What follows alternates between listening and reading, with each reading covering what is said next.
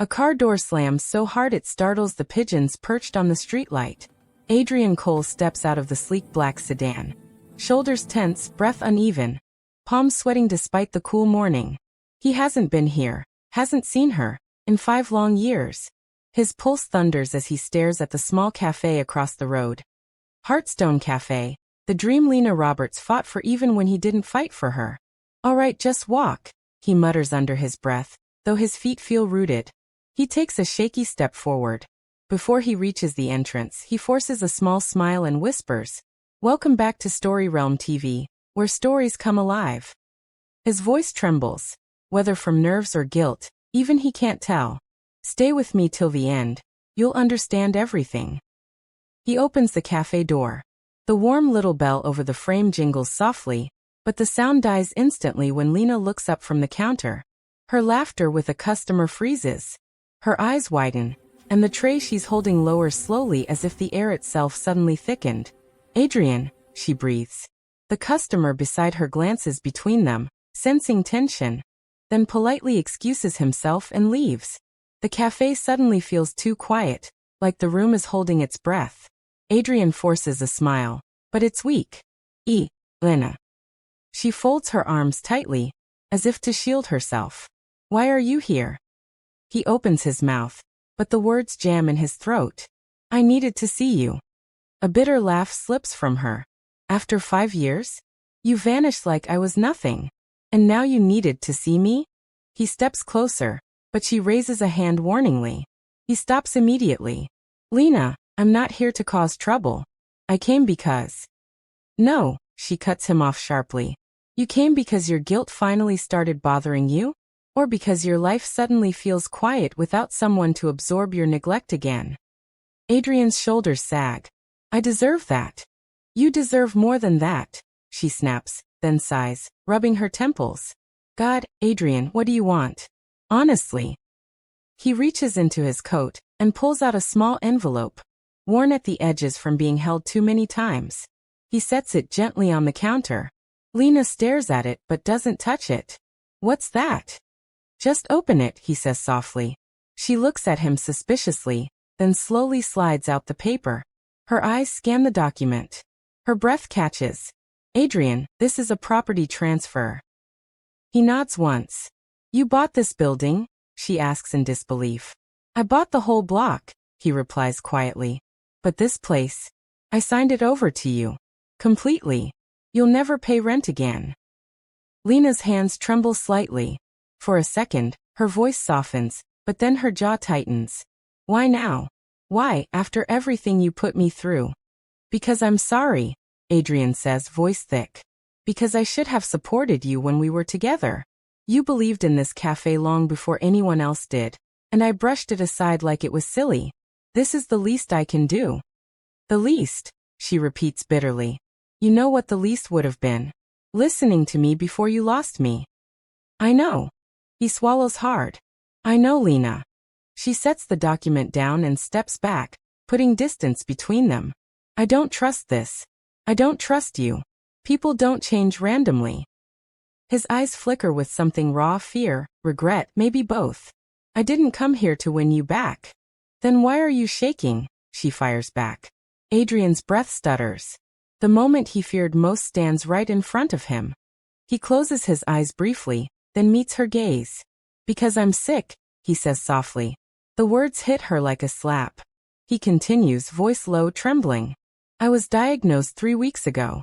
My heart valve, it's failing. I need surgery. Soon. And it's risky. Very risky." Lena's expression shifts. Shock, confusion, anger, sympathy all blending painfully. "Adrian, what?" "I didn't come to get forgiveness. I came because if something happens to me, I don't want to leave this world owing you the apology I should have given years ago." Lena presses a hand against the counter to steady herself. "You can't just drop this on me.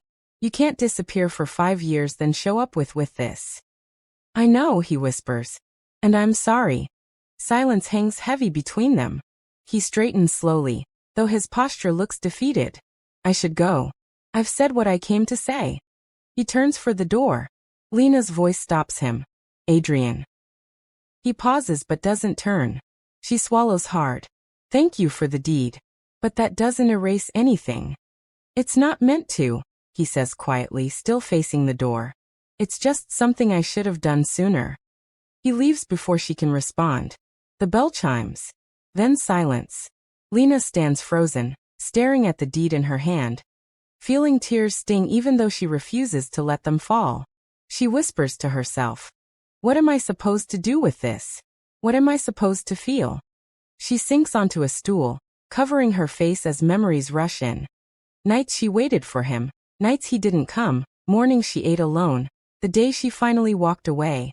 "Why now, Adrian?" she murmurs. Her phone rings suddenly, jolting her. She glances at the screen. Rosebridge General Hospital. Her heartbeat spikes. She answers immediately. "Hello. Is this Ms. Roberts?"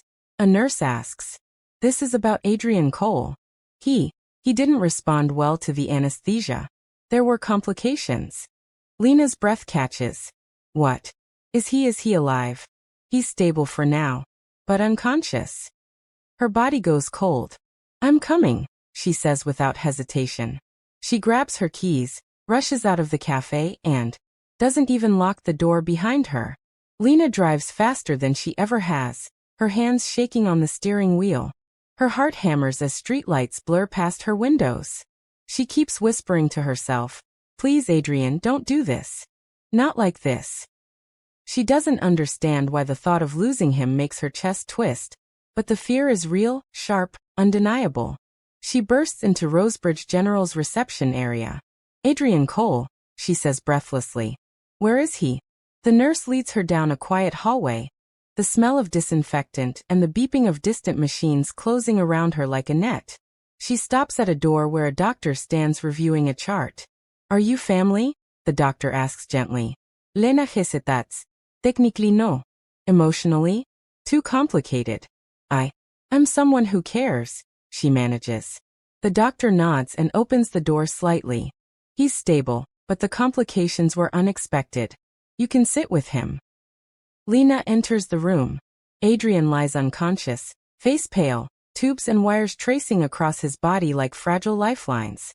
He looks nothing like the confident, polished millionaire she once knew. He looks human, breakable, mortal. Her breath shakes as she pulls a chair beside him. She sits slowly, hands trembling as she reaches for his. The moment their skin touches, something inside her cracks. "Why now?" she whispers, tears finally spilling. "Why come back when you should have come years ago? Why wait until everything is falling apart?" Adrian doesn't answer, can't answer, but the silence feels crushing. She squeezes his hand harder. "You infuriated me. You broke me. And I still..." She stops herself, biting back the confession rising in her throat. "I still didn't want this for you." Minutes turn into hours as she sits there, refusing to leave. She wipes her eyes and forces a shaky laugh. "You know you picked the worst times to need me. But I'm here. Even if I don't know why I ran here like this." She inhales sharply, steadying herself. "I know you said you didn't come to ask for forgiveness. But you should have given me the chance to decide how I felt. You took that choice from me when you left without a word." She leans back, staring at the ceiling. "You made me believe I wasn't enough to make you stay. And I've carried that for years." The machines beep steadily. She wipes another tear. "Adrian Cole, if you wake up, I swear I'll..." She laughs softly. "I don't even know what I'll do. Yell at you maybe. Or just breathe for the first time in years." Her voice softens to a whisper. "Just come back.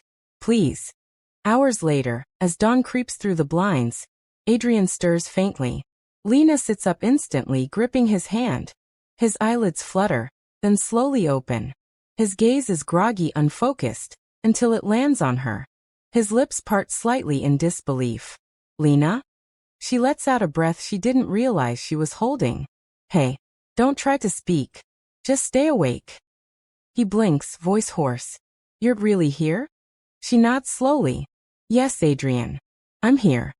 He tries to shift, wincing in pain. "I'm sorry," he whispers. "I didn't want you to see me like this." "Well," she says softly, "you don't exactly get to choose how life teaches its lessons." A weak smile tugs at his mouth, then fades. Did the surgery work? Before Lena can answer, the doctor steps inside. Good morning, Mr. Cole. Your surgery was difficult, but successful. You're not fully out of danger yet, but the worst seems to be behind you. Adrian's eyes glisten with relief. Thank you, he whispers. The doctor leaves and Lena shifts in her chair. Adrian studies her, guilt deep in his eyes. I meant what I said at the café, he murmurs. I don't want anything from you. I don't expect anything. I just wanted to make things right before I ran out of time. Adrian, she says gently, I know. He licks his dry lips. I'm not asking for another chance. I don't deserve one. Lena hesitates. Her next words feel heavy but true. Maybe this isn't about deserving. Maybe it's about surviving the things we never talked about. His brow furrows. What do you mean? She exhales shakily. You broke my heart. And I hated you for a long time. But watching you like this, she pauses. I realized I never stopped caring. I just learned how to hide it. Adrian's eyes fill with tears he can't wipe. Lena, I don't know what to say. You don't have to say anything, she replies softly. Just get better. He nods, breath trembling. She reaches for his hand again. You know, you always called me your compass. Maybe we lost direction once. But maybe we can learn to walk again. Not as who we were. Those people destroyed each other. But as who we are now. He closes his eyes, overwhelmed. I never expected you to be here. And I didn't expect you to come back, she says with a faint smile. Life's strange like that. He chuckles weakly.